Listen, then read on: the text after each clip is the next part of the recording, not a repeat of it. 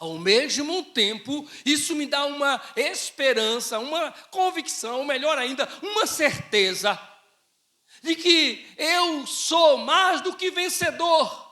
Porque quem abriu a porta para a minha vida, quem abriu a porta para a minha salvação, não foi nenhuma outra pessoa, foi o Filho de Deus, aquele que tem a chave de Davi. Foi ele quem abriu para mim a porta da salvação. Ninguém pode me impedir de chegar no céu. Ninguém pode me impedir de servir a Ele. Ninguém pode me impedir de amá-lo, de abraçá-lo, de viver para a glória dEle. Até, às vezes surge até uns atrapalhozinhos, tem hora que a gente dá uma desanimada na vida. Ou, se você nunca desanimou, amém. Glória a Deus, se você nunca teve um desânimo na sua vida. Das 7 igrejas da Ásia, apenas 2 igrejas não receberam críticas do Senhor. Uma foi Filadélfia, que é essa que a gente está falando, e a outra foi a igreja de Esmirna. Ele não criticou essa igreja, ele não disse: eu vi o teu pecado, eu estou vendo que tu tens isso, tu fizesse aquilo. Ele não disse isso. Mas ele vai dizer algumas coisas dessa igreja. Vamos para o versículo 8. Conheço as tuas obras, eis que coloquei diante de você uma porta aberta, que ninguém pode fechar. Ninguém pode fechar. Sei que você tem o quê? Agora deixa eu falar uma coisa para você. Veja como esse Deus é maravilhoso, irmãos. Veja como Ele é maravilhoso. Ele identifica que essa igreja, que os crentes de Filadélfia têm pouca força. Mas Ele não espera esses crentes se fortalecerem para colocar diante deles uma porta aberta. Ele coloca a porta aberta para a gente antes mesmo de sermos fortalecidos na fé. A porta dele, ele se abre para nós, mesmo ele sabendo que vai identificar as nossas falhas, as nossas fraquezas. Mesmo ele sabendo que as nossas falhas estão conosco. Mesmo ele sabendo que a gente não é esse crente que o povo pensa que a gente é. Mesmo ele sabendo que a gente não tem essa fé que a gente às vezes demonstra ter. Ele nos conhece. Mesmo assim ele diz: eu coloquei diante de ti uma porta aberta. Mesmo assim ele diz: eu tenho a porta aberta para você.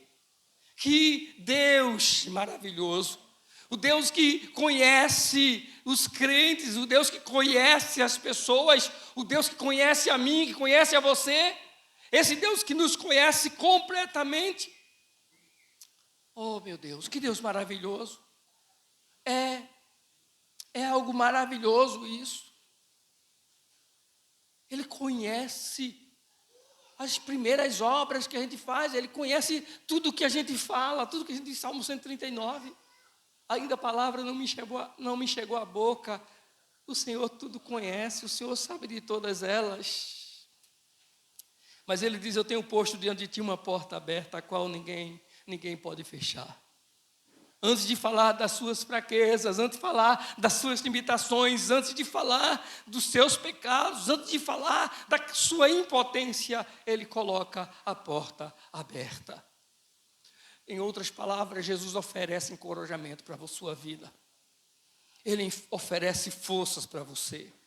Ele oferece livramento para você. Ele oferece a bênção para a sua vida.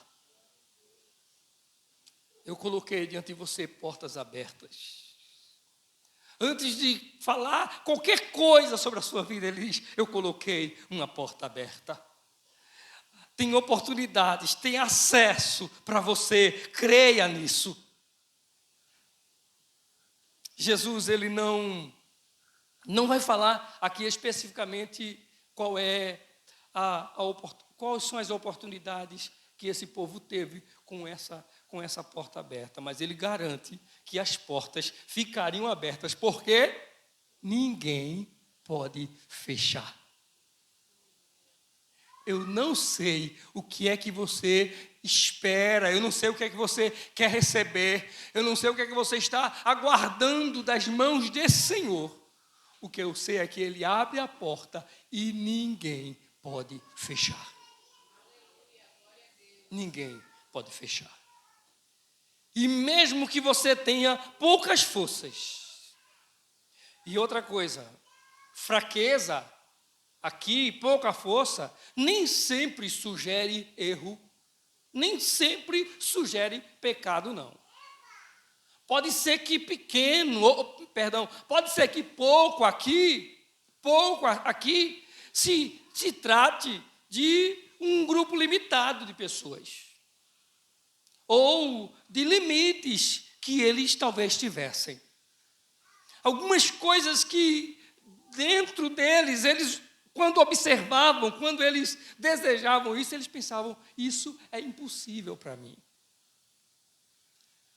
Irmãos, eu na minha adolescência na igreja, eu não vou mais contar a história que eu já contei aqui um bocado de vez, mas quando eu fiquei nas minhas tribulações, querendo saber, querendo ser crente mesmo, e achando que não era crente suficiente, e naquela briga eu sou crente, eu não sou, vou para o céu, não vou, Deus do céu, como é que é? Os irmãos de que oram por mim, os irmãos de que me amam, os irmãos da igreja diziam, o filho do irmão Natanael é um homem, isso não é um menino não, é um homem de Deus, e eu já estava ficando com raiva dos irmãos, porque para mim aquelas palavras não me fortaleciam não, eu não encontrava forças dentro de mim. Enquanto eu ficava nessa minha guerra, nessa minha batalha espiritual, nessa minha inconsistência na minha mente, pensando, eu não sou crente suficiente, eu não sei se o quanto eu sou crente é o suficiente para ser salvo, eu não sei se o tanto que eu estou comprometido com a igreja é o suficiente para ir para o céu. O que eu sei é que Deus falou comigo e disse que o que Ele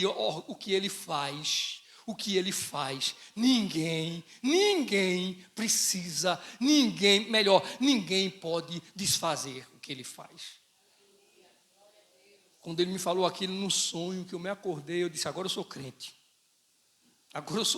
mesmo. Aconteça o que acontecer, eu sou crente. Mesmo que eu me olhe no espelho, fico com vergonha daquele cabo que eu vejo lá no espelho, mas eu sou crente. E sou não por minha causa, sou por causa dele. É ele que me faz crente. E quando você pensar, meu Deus, eu estou orando pela minha família, eu estou orando por alguém na minha casa, mas é um coração. Não se preocupe, porque quem vai fazê-lo crente, quem vai convertê-lo, não é você. Quem faz isso é Deus. E a porta que ele abre, ninguém pode fechar. No dia que Deus destravar aquela porta, o Espírito Santo entrar ali dentro, vai haver uma transformação para nunca mais aquela pessoa voltar para a vida que ela vive. O Senhor é poderoso. Nós já vamos concluir. Irmãos, essa igreja, os fiéis, os cristãos que permaneciam fiéis na igreja de Filadélfia, teriam vitória, não por causa deles mesmos, mas por causa do nome do Senhor. Porque mesmo tendo pouca força, guardou a minha palavra e não negou o meu nome. É por causa da graça do Senhor, é por causa do Deus, da sua palavra, que nós permanecemos de pé. É por causa da graça dele que a gente continua, que a gente avança. Não vencemos por nossas forças, mas pela força do Senhor Jesus. E, embora, mesmo tendo pouca força, ele vai dizer, guardastes a minha palavra e não negaste o meu nome. Em outras palavras é assim, cheio de limitações, com todas as suas dificuldades e provações na sua vida, você permaneceu sendo fiel a mim. Irmãos, não se engane com quanto espiritual você aparenta para as pessoas. Deus não está procurando os crentes que se destacam na sociedade como os mais espirituais, os mais santos, os mais cheios do Espírito do poder de Deus. Deus está observando os fiéis na sua casa. Ele sabe aqueles que são fiéis a Ele. Deus conhece. E eu não posso camuflar isso, eu posso até fazer para outras pessoas, eu posso até camuflar isso, eu posso até cobrir isso, enganar outras pessoas. Ele conhece os que são fiéis a Ele. Então não importa o que digam, ou o que pensem de você, pense em ser fiel a Ele, em ser obediente a esse Deus. Por fim, no versículo 9, ele vai dizer que havia ali os que eram da sinagoga de Satanás, que se dizem judeus e não são. A gente já falou que em contraste com aquele do versículo 7, que é verdadeiro e santo, esses aqui eram mentirosos, eram falsos, não eram verdadeiros. Não havia verdade com eles. Era como se dentro daquela igreja, dentro da igreja de Filadélfia, tivesse um grupo ou uma congregação de falsos crentes. E ele vai, ainda nesse versículo 9, dizer: eis que os farei vir e prostrar-se aos seus pés, então saberei que eu o amei. Você já pensou, algumas coisas que ele lê na Bíblia assim, a gente fica, meu Deus, você já pensou? Irmão, olha, a palavra do Senhor está dizendo que eles vão vir e vai se prostrar onde? Aos seus pés. Eu mesmo não quero ninguém se prostrar aos meus pés. Você quer? Você quer que as pessoas venham se prostrar aos seus pés? Sinceramente, alguém aqui tem essa expectativa de um dia alguém vir se prostrar aos seus pés? Você tem essa ideia? Mas está no texto, irmãos, está escrito ali, ó. Eis que farei vir e prostrar-se aos seus pés, e então saberão que eu o amei. Oh, irmãos, como Deus é maravilhoso. Vamos entender isso. A gente volta lá no versículo 8, que, embora tendo pouca força, você não tem força, você é fraco, você não, eu não tenho essa força toda, eu sou fraco, mas eu não neguei o seu nome, guardei a sua palavra. Aí ele me leva para o versículo 10, e chega no versículo 10, ele diz, o 9, ele chega no versículo 9, e ele diz no versículo 9 que vai fazer aqueles que são da sinagoga de Satanás, que são falsos judeus porque mentem, eu vou fazer com que eles venham e se prostrem aos seus pés. Espera aí. Lá no versículo 8 você não tem força. Aqui o Senhor está dizendo, eu os farei vir e se prostrar e prostrar aos seus pés. Então saberei que eu os amei. Irmãos, o que o Senhor Jesus está dizendo é o seguinte, é que Ele vai te colocar, Ele vai colocar aqueles que permanecerem fiéis a Ele, mesmo nas suas limitações, mesmo na sua fraqueza, o Senhor vai colocar ao lado do vitorioso, ao lado do vencedor. Quem é que vence e que subjuga todas as nações, todos os povos? Jesus. Jesus disse, eu vou fazer você estar do meu lado. Se você permanecer fiel, se você não me abandonar, se você não negou o meu nome, eu vou colocar você do meu lado, eu vou colocar você junto ao vencedor. Por quê? Porque guardastes a palavra da minha paciência. Vamos encerrar? Versículo 10. Visto que você guardou a minha palavra, perseverança, eu também o guardarei na hora da provação que está para vir sobre todo o mundo, para pôr às provas os que habitam na terra. Versículo 11.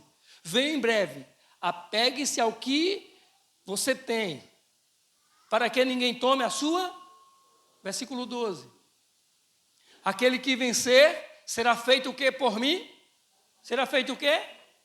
Coluna no templo do meu Deus, e dali jamais sairá. Escreverei nele o meu nome, ou o nome do meu Deus, e o nome da cidade do meu Deus, a Nova Jerusalém, que desce dos céus, da parte de Deus, e também escreverei nele o meu novo nome. Veja uma coisa, no início do versículo 12, aquele que vencer será feito por mim, coluna no templo do meu Deus. Sabe o que havia acontecido anos antes com a cidade de Filadélfia? Tinha em Filadélfia uma estrutura de construções com suas enormes colunas. Anos antes tinha acontecido um terrível terremoto e tinha arrebentado as colunas que sustentavam as estruturas naquele lugar. O Senhor está dizendo para a igreja de Filadélfia, para os crentes de Filadélfia, que assistiram um terremoto destruindo tudo que era estrutura e colunas fortes da cidade. O Senhor está dizendo, vai vir o que vier contra você, mas eu farei de você coluna no templo do meu Deus. Ele está dizendo, você não será destruído, você não será abalado, eu vou firmar você. É Deus quem está dizendo. Vamos colocar em pé em nome do Senhor Jesus. A cidade de Filadélfia quase foi destruída por um terremoto que veio sobre ela. Houve muitas destruições, mas o Senhor está dizendo para aquela igreja que dentro dela tem os que são da sinagoga de Satanás, que às vezes causam um estrago medonho. Ele está dizendo que essa igreja vai sofrer ataques, mas ela permanece, perseverando, guardando a sua palavra. E por causa disso, por não negar o nome do Senhor, o Senhor fará deles coluna no templo do meu Deus. E jamais sairá dali. Que o Senhor firme os teus passos em nome de Jesus. Que Deus te firme no altar dele, na presença dele, como coluna, que não será derribada, destruída por nada. Porque quem diz isso é aquele que tem todo o poder. E como ele diz no versículo 13, quem tem ouvidos, ouça o que o Espírito diz.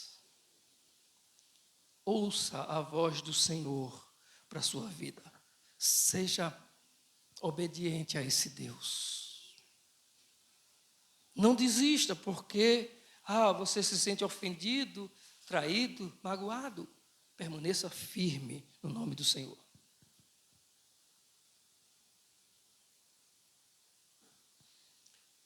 Nós vamos estar orando a Deus. Se há alguém nessa noite que ainda não fez a sua decisão para Jesus, ou que se de repente fez, mas um dia se afastou, se distanciou dos caminhos do Senhor, e deseja hoje que o Senhor firme os seus passos e firme a sua vida diante dEle, no altar dEle, como colunas, para jamais sair da presença dEle. Se você deseja isso para a sua vida, saia do seu lugar, vem aqui à frente e nós vamos orar por você, vamos orar pela sua vida. Se há alguém, em nome de Jesus, saia do seu lugar e vem aqui à frente, nós queremos orar por você, por sua vida. Irmãos, nós queremos agradecer a Deus por sua bondade para conosco, como o Senhor tem sido bom. Queremos agradecer a Deus pelo cuidado dele conosco, com a nossa casa, com a nossa família, com o Alessandro lá em Pilar. Continue orando por ele em nome do Senhor Jesus. E nós louvamos a Deus. A nossa irmã Beta aniversariou antes de ontem. Ontem, não foi? Ontem. Hoje é 7, foi ontem. Que Deus continue abençoando a nossa irmã Beta, lhe dando longevidade e saúde em nome de Jesus. Oremos ao Senhor. A todos que nos visitaram hoje à noite, que Deus os abençoe em nome de Jesus. Hoje a irmã Raquel veio com a família. Foi? Hoje ela se mostrou mesmo. Viu? Trouxe irmã dose dupla. A sobrinha que a gente nunca mais eu tinha visto veio também hoje. Não é? Deus abençoe. E a todos os nossos irmãos que estão conosco hoje à noite, que Deus abençoe a sua vida em nome do Senhor Jesus. Oremos. Amado Deus e Pai, bendito é o teu nome, Senhor. Deus, nós te agradecemos por teu amor, por tua graça. Te agradecemos, ó Deus, porque assim como a tua palavra declarou-nos nessa noite, o santo, o verdadeiro, aquele que não mente, que não engana, é quem fala conosco através da sua palavra. É o Senhor que nós glorificamos nessa noite. É ao Senhor que nós prestamos culto nessa noite. Muito obrigado, Senhor, pelo privilégio de poder estar diante da tua santa palavra, como estivemos hoje à noite. Pai, nós te agradecemos por todos que fizeram este culto aqui. Que o Senhor, ó Deus, abençoe cada um, abençoe a família, que o Senhor guarde, que o Senhor livre, Senhor, do mal. Que o Senhor dê uma semana de vitória aos seus filhos.